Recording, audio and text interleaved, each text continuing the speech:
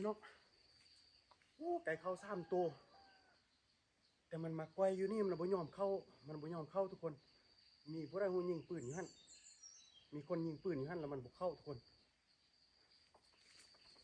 มาหนูพ่อ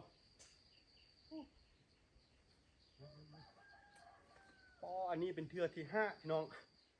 อาลีว่าแล้วอย่าให้มีเทือที่5เนาะงับเข้าก้นเลยแบบว่าพออาลีไปแปลงให้เรียบร้อยเนาะอันนี้บักสูงเลยทุกคนบักสูงงับเรียบร้อยเลย น่าจะมีคนมาเนี่ยแหละทุกคน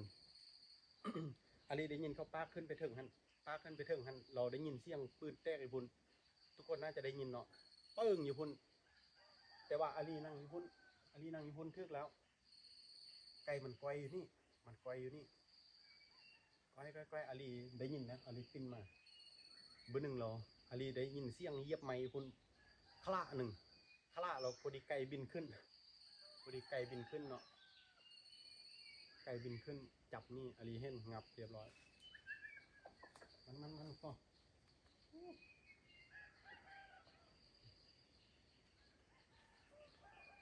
เข้า3 ตัวตัวผู้ตัวแม่อีก2 ตัวบินลงไปลุ่มพุ่น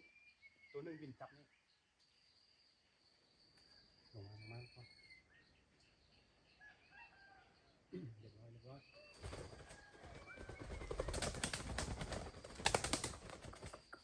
ไก่อาลีจนตื่นเนาะเห็นไหม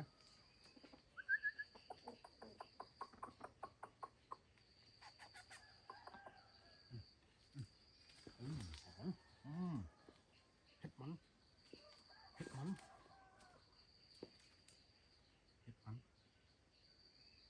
นั่นโพดอยู่นี่ทุกคนโบเป็นตามาทุกคนไก่ตัวนี้ขักสดไก่ตัวนี้ต่อเทือที่5มาเทือที่5เลยทุกคน3 ตัวเนาะตีปีกดังอีกหมักสุดพ่อมันสไตล์พ่อมันติดแพ้เอาบักกันพ่อมันตีปีกมาแป๊บเดียวเลยสนับพ่อเอาเห็ดมัน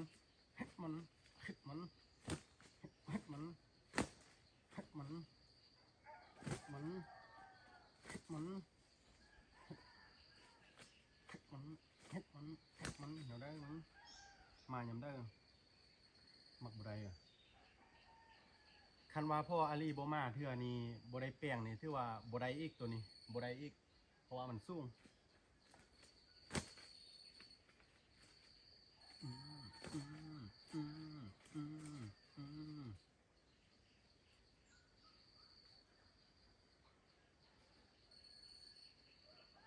ยังดีที่เข้ากลนจนเข้ากลนหมดเลยพี่น้องเพราะว่ามันปิ้นก้นมาเนาะคันบุปิ้นก้นมาก็มุนมัดหัวมันเพราะว่ามันทึกเลย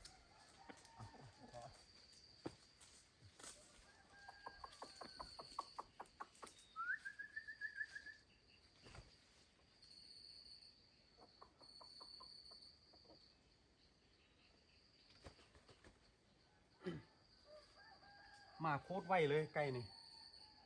พอดีตั้งกองเลี้ยวปุ๊บเนาะวางไก่ย่างมานี่มันตีปีกขั้น3-4 บาทนี่แหละได้รีดิก้อยนั่งขั้นปิ้นมาบุลงมาจากเทือกบนนี้มันเป็นปลาคุ้มเดี๋ยวจากน้อยอาลีจะทายให้เบิ่งได้ทุกคนมันเป็นปลาคุ้ม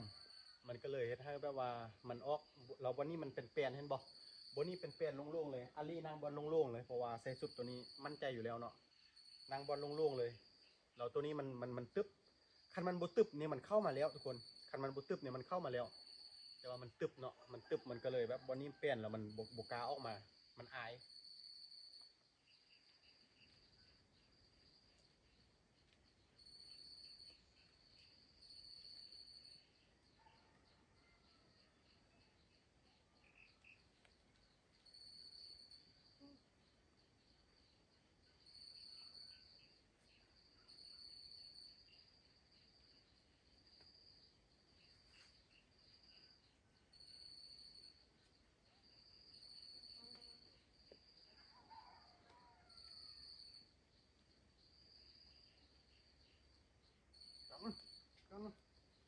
บอยู่เทิงมันปิ้นลงมาแล้วปิ้นลงมาสมมติกะไว้ปิ้นไปพุ่นปิ้นมาทางห้าไก่นี่อีกขึ้นตีปีกกับมันเอาเอานะไก่อาลีจนตื่นเนาะ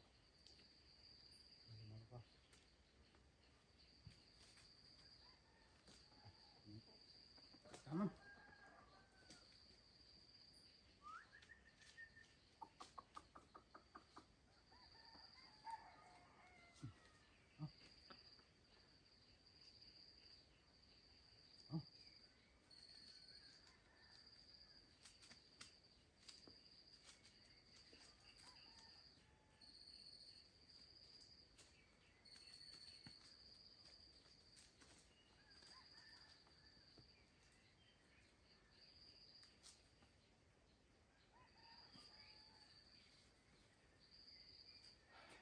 มันมันพี่น้อง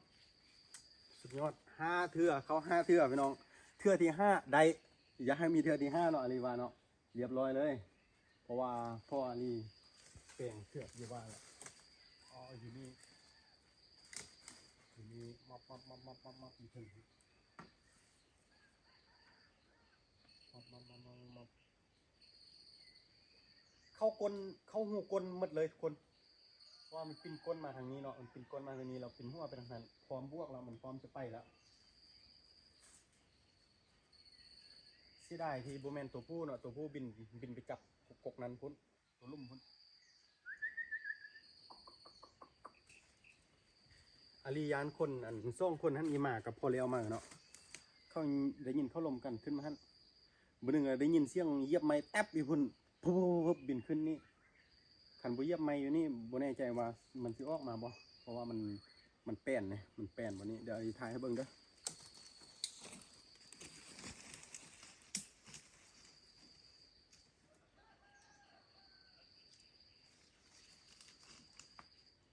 นี่ทุกคนไก่ปลามันจะอยู่ในนี้ไก่ปลามันจะอยู่ในนี้เนาะเพราะว่าบนนี้มันตึบทุกคนอาลีได้ยินแล้วเสียงก้อยมันตึบเนาะแล้วบนนี้มันเป็นแปลนโล่งๆแบบนี้พอมันทื่อเห็ดแล้วมีเห็ดแล้วกลุ่มทื่อแล้วเจาอีกเติม3 มือมีลูกแหละมีไข่แหละกลุ่มทื่อแล้วเอาแล้วงับเรียบร้อยอ่ะกลุ่มทื่อโอ้คน